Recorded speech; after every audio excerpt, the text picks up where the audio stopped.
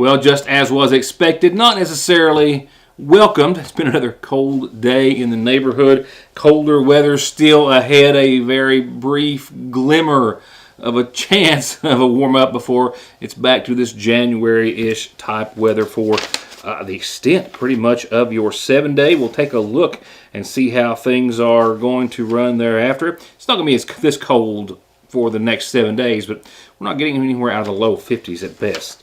An updated forecast for you in just a few moments.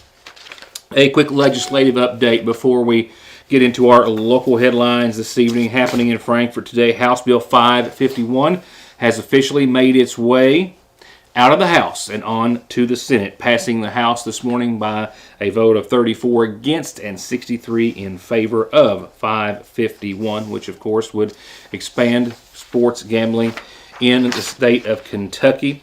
It now goes on to the Senate, where before this session it met a stiffer opposition. No one is for certain, but they believe there may be enough votes for it to make its way out of the Senate and pass this time around.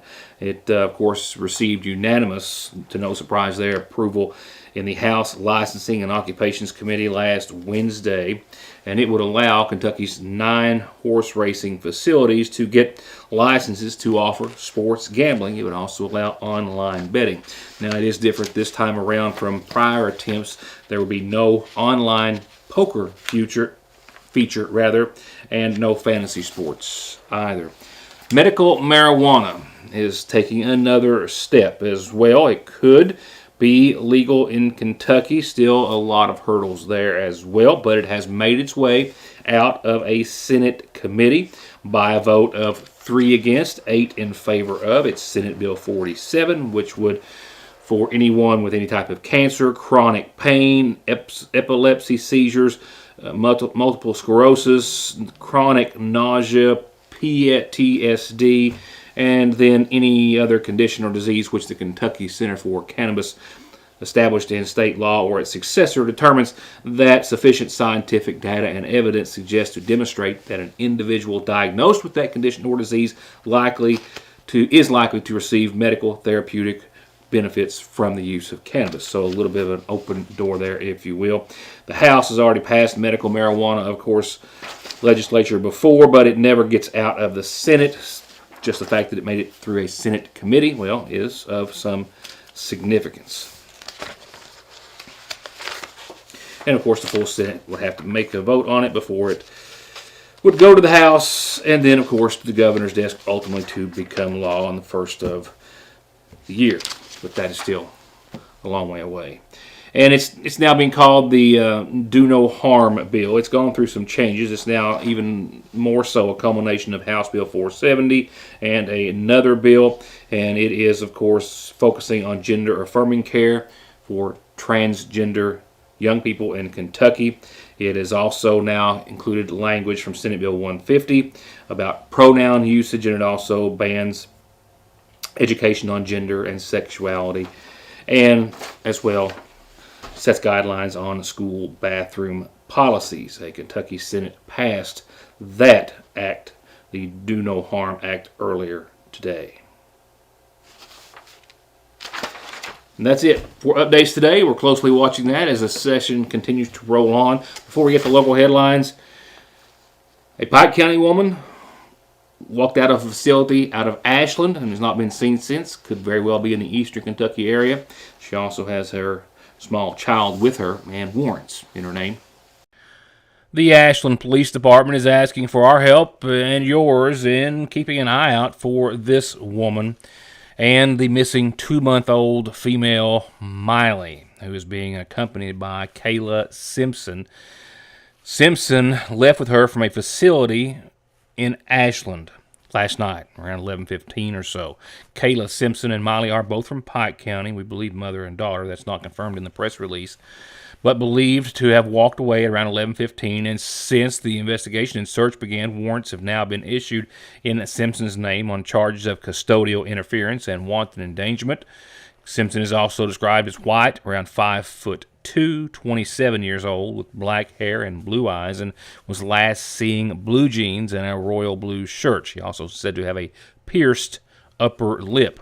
As far as direction of travel or location, really the only thing police are saying right now is that there was some sort of a light-colored pickup truck that was seen leaving the facility around the time that she was seen or known to have left that vehicle traveling the wrong way on Central Avenue outside of Ashland. And that's really all authorities have, and that's why they're asking for your help at this hour. No other information was released at this time. Local headlines are next. Someone dies in the U.S. every 7 minutes from an overdose, and over half of the population gets or takes pills from a friend or relative. And about 46 million and counting are exposed to narcotics in their drinking water. So don't toss them, flush them, or leave them lying around. Safely dispose of your unneeded meds anytime at Parkway Pharmacy, where you can always talk to a pharmacist when you need one.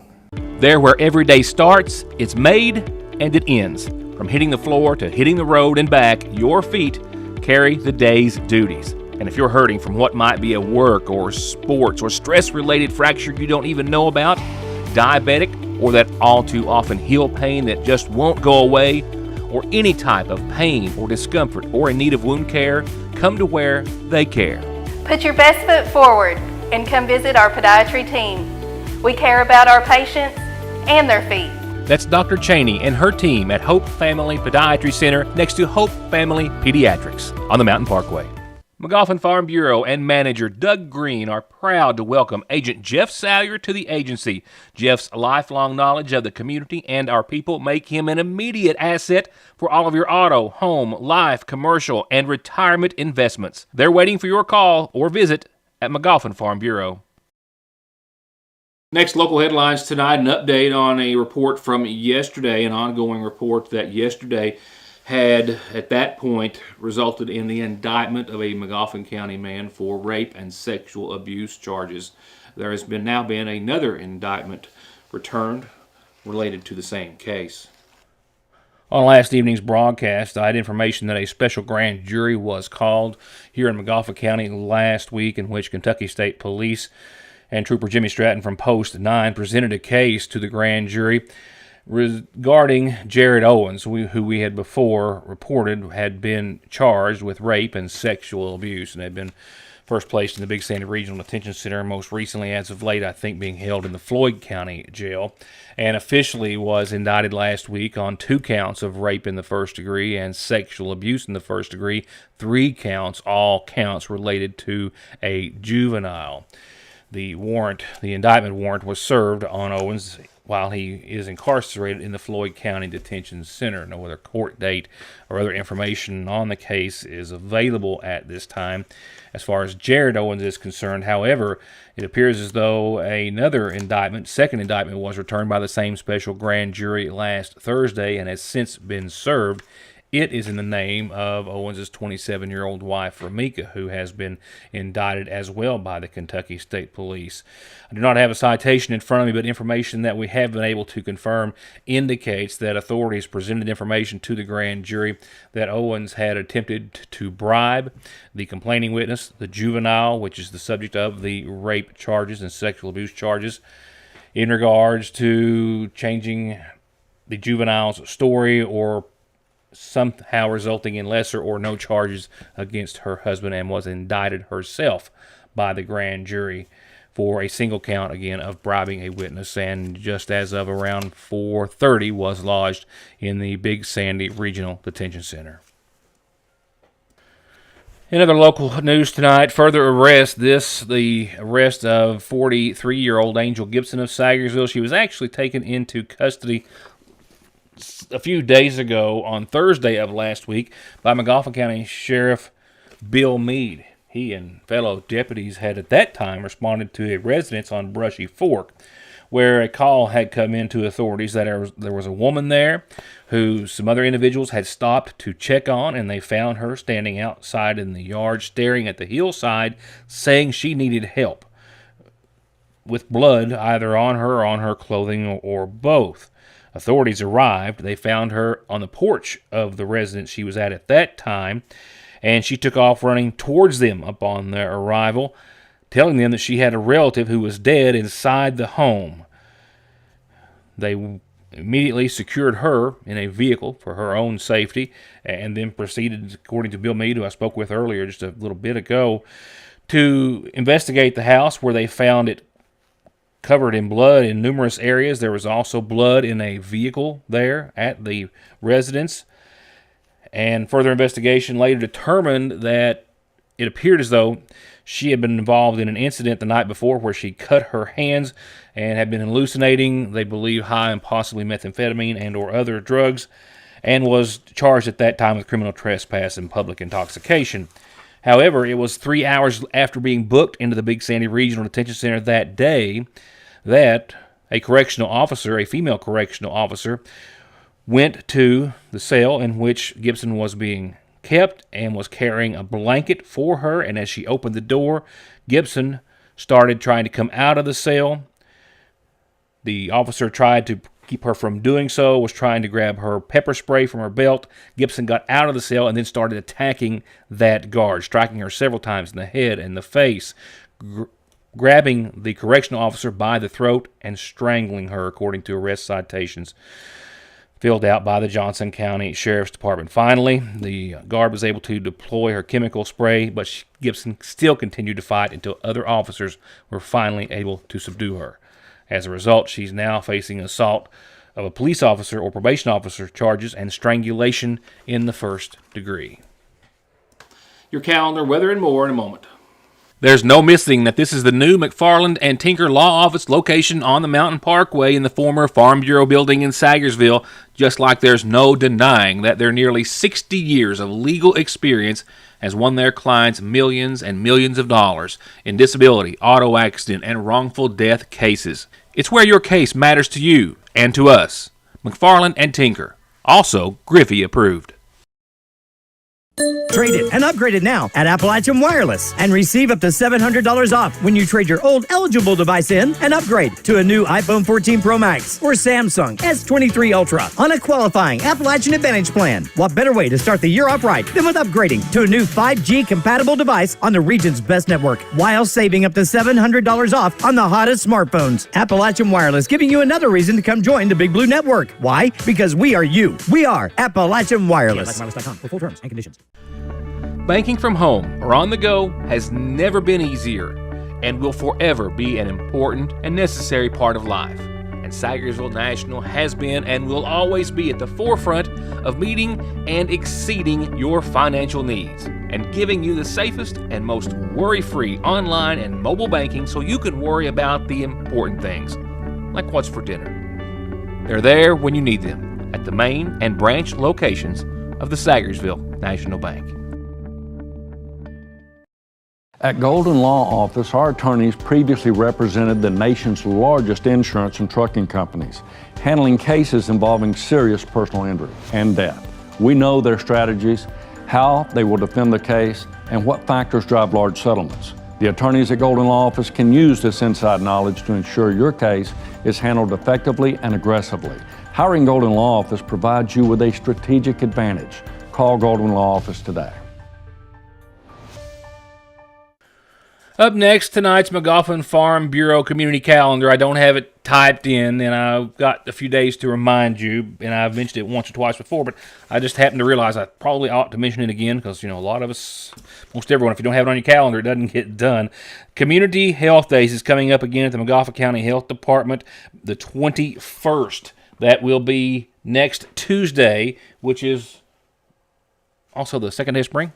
First full day, maybe? Nevertheless, anyway, free healthcare screenings, free COVID vaccines. In fact, if you're one of the first 50 to get a COVID vaccine, you're going to get a $25 gift card from Walmart, and a lot of other services will be there. That is next Tuesday, again, from 9 in the morning till 3. Tomorrow's the last day to get any of those tree limbs, vegetated debris blown down by recent storms out to the curb if you live in the city of Sagersville, so they can be picked up. A couple of corrections to make here to this one tonight. The McGoffin County Spring Cleanup Campaign still starts March 27th for District 3, the following week, April the 3rd for District 1, the next week, April the 10th for District 3. And you can take tires to the curb and the county will pick them up. You can't take them to Rumpke because the tire amnesty program is just through the Magoffin County Fiscal Court and local government. So you can, on any of those weeks, anyone in the county can take items to Rumpke and drop it. Tires, however, cannot be. They have to be picked up by the county during your designated week because they are collected at another site. And you can only be a part of this campaign if you are a Rumpke customer and your bill is paid up and current. With that said, you can always be a part of tonight's community calendar, especially for those birthdays and anniversaries that we love to pass along as well. So be sure and tell me about those so I can tell everyone else. Going on to funeral service announcements tonight. 93-year-old George Harrison Puckett of Sagersville passed away yesterday at his home, the son of the late James and Maxie Cook Puckett. George is survived by his wife Nellie, sons Arvin and Tom, daughter Linda Hollins, stepdaughter Melissa Lynn Williams, brothers Earl, James or Jim Puckett, Lester Puckett, Philip, and Johnny Puckett, sisters Dorothy Conley, Frances Puckett, and Shirley Brown, and Kathy Lane, as well as 9 grandkids, 5 step-grandchildren, and several great-grandchildren. Services in his honor are going to start Thursday morning at 11 from the Magoffin County Funeral Home. Visitation will be tomorrow evening from 5 till 9 and up until services start that morning at 11. Spring is always the most colorful season of the year at the seasonal shop. Come see for yourself. Gorgeous new clothes for everyone. Bright, flowy tops and dresses. Something perfect for Easter. Fun flare leg jeans and new styles and arrivals every day. New sweatshirts and shorts and tees by Royce, Ridge and Holler, and others. And little sleepies are here, all in an incredibly comfy, cute, and durable bamboo viscose material. All this and so much more that you just have to see this spring at the seasonal shop. The reassurance of getting your medications and over-the-counter needs at Sagersville's oldest and most trusted pharmacy, the convenience of curbside pickup and call-ahead service, and the fact that you can walk in, order to go, or sit down and get gourmet quality hot fudge brownies, nachos, shakes, coffees, hot dogs with homemade sauce, desserts, and more makes it more than your hometown Good Neighbor Pharmacy. It's a destination in downtown Sagersville, Frazier's Prater Drugstore. It doesn't get any sweeter than that. Don't let Mother Nature be the one to remind you about your tires. Stop by Conley Tire and let them make sure that you're safe in getting from A to B. Tires, wheels, oil changes, brake repair, and maintenance. And be sure to click on ConleyTire.net for all the latest offers with 6 months no interest payments at Conley Tire or ConleyTire.net. Now, let's take a cold look, a chilly one, for the most part, at your Licking Valley RECC 7-day. It just won't give up. Winter rarely does. It likes to hold on to the last breath, and kind of what it's doing now, and that's really nothing different, just not wanted. We have temperatures tonight, newly adjusted low just out in our last update, putting us below the 20-degree mark, into the teens at 18 degrees tonight. As well, northwesterly winds anywhere from 9 to 15, 17 miles per hour, so it's going to be a colder one out there this evening, and a cold start tomorrow. Another hard freeze expected tomorrow, and again tomorrow night and your Thursday morning as well. We're not shaking it yet. We will see the sunshine return in full glory tomorrow, I do believe. 49 sunny degrees for your Wednesday. Mostly clear tomorrow night, but again, back down into the 20s. So another hard freeze again Wednesday night into your Thursday. But there is a warm-up, albeit a brief one, that jumps us from the upper 40s Wednesday to the low 60s for Thursday and Friday. Thursday, full-blown sunshine, another sunny day in the neighborhood. A bit breezy, winds out of the southwest, maybe up to 20 miles per hour at times. And nighttime lows, I'm using my fingers as quotes at this moment, you just can't see, 48 degrees, which is pretty much where tomorrow's high is going to be. Partly sunny, southwesterly winds 63-48 Thursday. We'll hold on to 63, I think, for your Friday. We will, however, see the onslaught of some showers rolling in, and they actually, around 3 a.m. in the overnight Thursday into your Friday, we have a slight chance, and they will blow in a better chance of showers throughout your day on Friday. showers in the neighborhood mostly until 9, 10 o'clock Friday night. It's not a major rain maker, but showers and clouds. But 63, mind you, on your Friday. Those showers and winds will blow in some colder air again. And just like that, we chop 20 degrees right off the top for the weekend. It is going to be clear and it's going to be calm, but 43, partly sunny on your Saturday. Nighttime lows back into the teens, mid-teens by Sunday. 43 again and 18 Saturday. 40 and 16 on your Sunday. Full of sunshine. It's not going to help to warm us up over the course of the weekend. We do rebound out of it by Monday. We'll hit 50, still sunny, clear, nice. We'll be close to freezing that night. It will feel much better than the teens. And Tuesday, just a tiny bit warmer still. 53 degrees, right around 30 again, partly sunny. And right now, a slight chance of some showers. I'm not going out on a limb after that. I'm hopeful that we'll see a rebound from the cold air and just kind of ride that on out for, ever, because spring officially starts, of course, at the first of next week. First official day of spring, Monday, and that will be our first official, warm-up, kinda, from the weekend. And that'll wrap it up in an effort for me to spend some time this evening getting ready already for tomorrow's show. Got a really good story I'm working on. It's been a big edit. We'll see if that happens for tomorrow, but definitely coming this week, and a host of other news and information. Stay warm.